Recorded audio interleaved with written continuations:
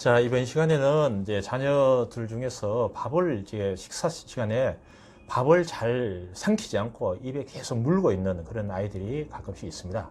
그러한 것을 볼 때 사실은 부모님께서는 빨리 이렇게 먹으라고 이렇게 재촉을 하고 강요를 하는데, 그렇게 되면 오히려 아이들이 밥을 못 삼키고 계속 씹고 있는 그러한 것을 볼 수가 있습니다. 사실 자녀 입에 이제 뭐 여러 가지 음식이나 밥이 들어가는 것을 볼 때 부모님들은 사실 흐뭇하시고 기쁘고 뭐 보람을 느끼고 대부분 그러시는데, 자녀가 밥을 못 먹게 되면 사실은 되게 속상하고, 그런 또 여러 가지 성장이나 이런 부분도 많이 이제 장애를 일으키고 할 수 있기 때문에, 이런 부분에 대해서 저희가 한번 알아보겠습니다.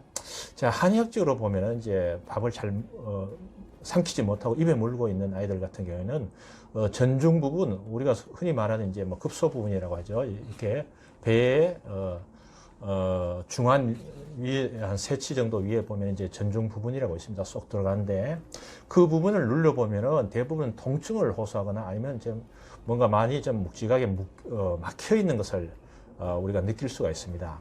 그 부분을 막혀 있는 것을 우리가 흔히들 말하기를 기가 막혀 있다, 뭐 기가 찬다, 이렇게 표현을 합니다. 여러 가지 뭐 스트레스 요인이나 여러 가지 뭐 아니면 체질적으로 그 부분이 막혀 있는 경우가 대부분입니다. 그러한 경우 이렇게 비유를 하자면 어떤 길을 가는데 어떤 큰 돌멩이가 길을 막고 있다, 이렇게 볼 수가 있습니다. 그렇게 되면 꼭 밥을 먹을 때 꼭 물이나 여러 가지 국에 말아 먹든지 물에 말아 먹든지 이러한 경우에 어떤 윤활유의 어떤 역할을 하는 부분들을 많이 이렇게 병합해서 먹는 경우가 많이 있습니다.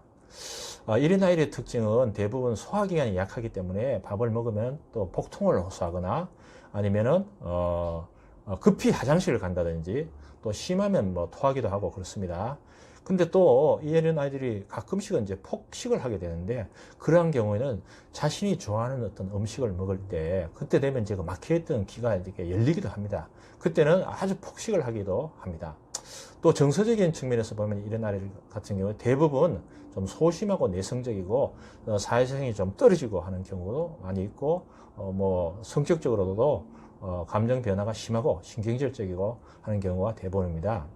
또 성장적인 측면에서 보면은 성장 발족이 좀 늦고 대근육이나 소근육의 발달이 좀 또래에 비해서 좀 저하되는 경우가 많이 있고, 당연히 그렇게 되니까 뇌기관의 어떤 활력이 떨어지니까 집중력이나 뭐 이해력 이런 부분도 사실은 상당히 저하되는 경우가 많이 있습니다.